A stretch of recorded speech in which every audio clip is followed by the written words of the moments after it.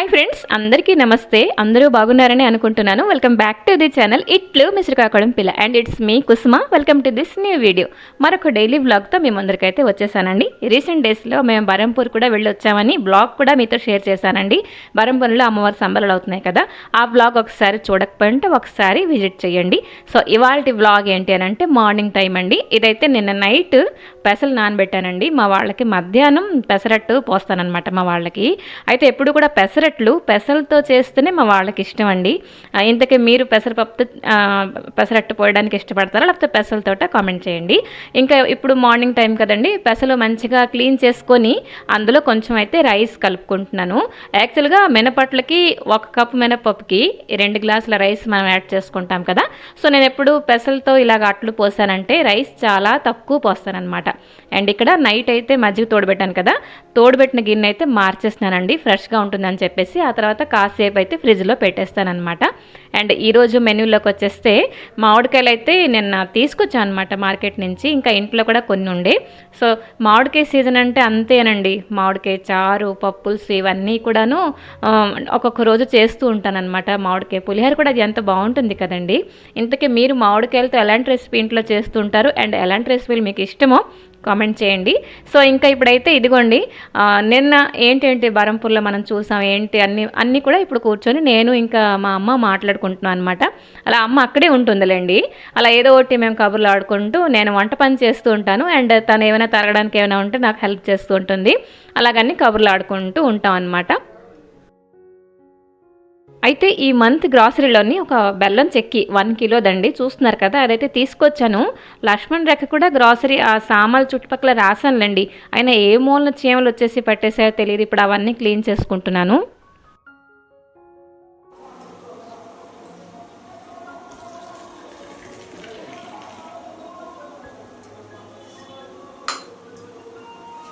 And ఈరోజు అయితే ఈ చిన్న దొండకాయలు ఫ్రై చేసుకోబోతున్నానండి. ఇవైతే నిన్న బరంపూర్లో తీసుకొచ్చాము. అక్కడ ఎలా అమ్ముతారో తెలుసండి, కిలో లెక్కలో కాదు, ఒక పణం అని చెప్పేసి అంటారు. ఈ లెక్క మీకు తెలుసా? తెలుసుంటే కామెంట్ చేయండి. అందులో 24 పుంజులు ఉంటాయన్నమాట. అంటే ఒక పుంజుకి 4-5 గుర్తు రావట్లేదు. అంటే 100 దొండకాయలు ఇందులో ఉంటాయన్నమాట. అవైతే ఒక 60 రూపాయలండి. కాస్ట్ ఎంతో, రుచి కూడా దానికి రెట్టింపండి, అంత బాగుంటాయి. అండ్ అంటే మీరు దొండకాయలు అంత గమనించినట్లయితే కొంచెం దుక్కగా పండిపోయేటట్టుగా ఉంటాయి అనుకోండి, అవి కొంచెం పులుపు వచ్చేస్తాయి. వాటితో మనం పచ్చడి ఇవన్నీ చేస్తూ ఉంటాం. కానీ ఇదేంటంటే చాలా లేతగా ఉంటాయి, పొందర దొండకాయలు అని చెప్పేసి అంటారు. ఇక్కడ మా ఊర్లో అయితే ఇవి అంత అంటే దొరకవు అనమాట, దొండకాయలు అంత దుక్కగా దొరుకుతాయి.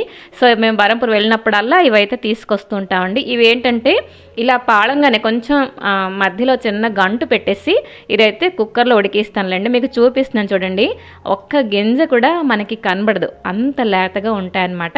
సో ఇది అయితే శుభ్రంగా ఇదిగో కట్ చేసేసి కుక్కర్లో ఉడికిస్తానులేండి. అయితే ఇప్పుడు కాదు, ఇప్పుడు ఫస్ట్ అయితే మామిడికాయ పప్పుల్స్ చేసేద్దాం అనుకుంటున్నాను.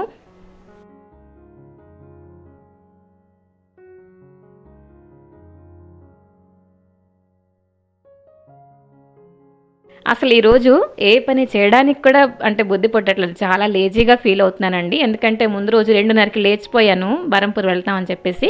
సో ఆ నెక్స్ట్ డే నాకు ఇలా బద్ధకంగా ఉండాలన్నమాట. సో ఇదిగోండి, ఆ బుట్టలో ఉన్న మామిడికాయలు మీకు మామిడికాయ రెసిపీ తలక ప్రతి వీడియోలో కనబడుతుంది. అవైతే ఫ్రిడ్జ్లో స్టోర్ చేశానండి. అవి కొంచెం మగ్గిపోయినలాగా ఉంటే చాలా పుల్లగా ఉన్నాయన్నమాట. కాబట్టి స్క్రీన్ ప్లేలో బాగుంటుందని ఆ బుట్ట అక్కడ పెడుతూ ఉంటాను. అండ్ నా వీడియో అయిపోతే మళ్ళీ ఫ్రిడ్జ్లో దాచేస్తూ ఉంటాను అనమాట. సో ఇదైతే కలెక్టర్ కాయ అండి. అంటే కొన్ని కాయలు ఎక్కువ పుల్లగా ఉన్నాయనుకోండి, అది వంటలు అంటే రెసిపీలోకి అంత బాగోవు అని చెప్పేసి నేను అనుకుంటాను. కలెక్టర్ కాయలతో ఎక్కువగా చేస్తుంటాం. ఇప్పుడు కాయ మన ఆవకాయ పెట్టామనుకోండి, అదైతే పుల్లగా ఉన్నా పర్వాలేదు, ఏ కాయ అయినా పర్వాలేదు. కానీ రెసిపీస్ ఎక్కువగా మట్టుకు కలెక్టర్ కాయే మేము చేస్తూ ఉంటాం. అలాగే ఆవకాయ కూడా కలెక్టర్ కాయతోటి పెడుతూ ఉంటాం అనమాట. సో ఇక్కడైతే పెసరపప్పు కొంచెం మంచిగా కడిగేసి మామిడికాయ అయితే కొంచెం పెద్ద సైజు ముక్కలు ఉంచానండి. అయితే పప్పు ఫస్ట్ అయితే కుక్కర్లో మంచిగా ఉడికించేస్తున్నాను.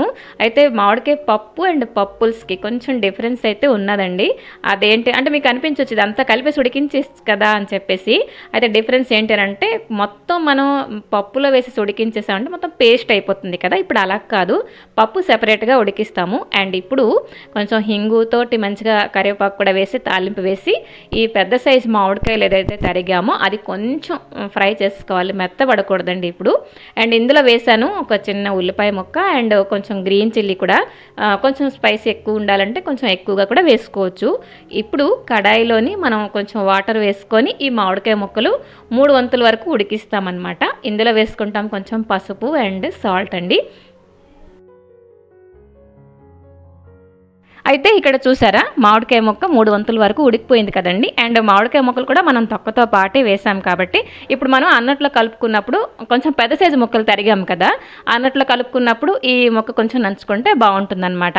బేసిక్గా మీరు మామిడికాయ లవర్స్ అయితేనే, లేకపోతే ఇంత పులుపు ఏంట్రా బాబు రెసిపీ అని చెప్పేసి వెంటనే డిస్లైక్ కొట్టేయచ్చు, అందులో ఏమాత్రం తప్పులేదు.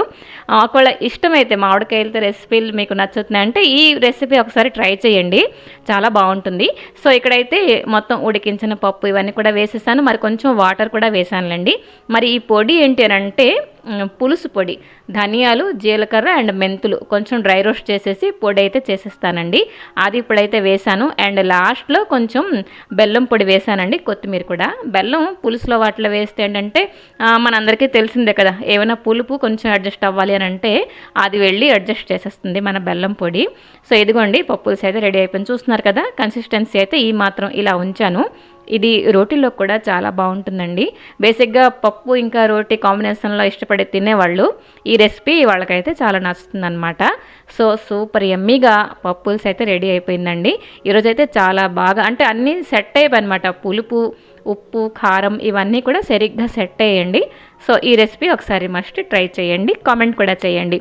ఇంకా ఇప్పుడైతే మన చిట్టి దొండకాయలు ఉన్నాయి కదా, గంటు పెట్టేసి ఉంచాము. అదే కుక్కర్లో ఒక్క సీటీ వచ్చిన వరకు సాల్ట్ వేసి ఉడికిస్తానండి. అంటే ఉడికించకుండా ఫ్రై చేసినా అవుతుందండి. అయితే ఉడికిస్తే ఏంటంటే కొంచెం లోపల సాఫ్ట్గా బయటికి క్రంచీగా ఒక మంచి ఫ్లేవర్ అయితే బాగుంటుంది, టేస్టీగా ఉంటాయి అన్నమాట. అండ్ ఫస్ట్ అయితే కడాయిలో పెరుగు మిరపకాయలండి. మీకు ఇష్టమేనా పెరుగు మిరపకాయలు? నాకేంటి మా ఇంట్లో అందరికీ చాలా ఇష్టం అనమాట. అమ్మ తిందండి కాబట్టి 4 ఇలా ఫ్రై చేశాను. అండ్ కొంచెం అప్పడాలు కూడా, చెప్పాను కదా బారంపూర్ వెళ్ళామంటే ఇవన్నీ మోసుకొని వస్తాం అన్నమాట మేము. సో ఇదిగోండి అప్పడాలు కూడా ఒక 2 అయితే ఫ్రై చేసేస్తాను. అయితే సాటర్డే వెళ్ళి ఉంటే నువ్వులు ఇవన్నీ కొనేదాన్ని కాదు, అదొక సెంటిమెంట్ అనమాట. సండే కాబట్టి మన ఇష్టమే. సో ఇదిగోండి అప్పడాలు ఇవన్నీ ఫ్రై అయిపోయిన తర్వాత ఇదిగో దొండకాయలు కూడా మంచిగా ఫ్రై చేసుకుంటున్నాను అనమాట. అయితే ఇవి త్వరగా ఫ్రై అయిపోతాయండి, ఎక్కువ టైం టేకింగ్ కాదు. కొంచెం ఉడికించాం కదా, సాల్ట్ వేసి ఉడికించాం కాబట్టి లోపల కూడా ఉప్పు పట్టేసి ఉంటుంది. ఇప్పుడైతే కొంచెం తక్కువగా వేసుకోవాలండి. సో కొంచెం ఫ్రై అయిపోయిన తర్వాత చిల్లీ పొడి చాలా తక్కువ వేసానండి. మా ఇంట్లో బేసిక్గా చాలా తక్కువ కారం తింటాం, చూస్తున్నారు కదా. బయటకి క్రంచీగా లోపలికి సాఫ్ట్గా. ఇది ఉడక్కపోయి ఉంటే అవన్నీ ఉడికిందాక మగ్గిందాక మనం అలా మూత పెట్టేసి ఉంచాల్సిందే, కాబట్టి ఉడికించేసానండి. సో ఇదిగోండి ట్రాన్స్ఫర్ చేస్తున్నాను మరొక బౌల్లో. చాలా టేస్టీగా ఉన్నాయన్నమాట ఇవి.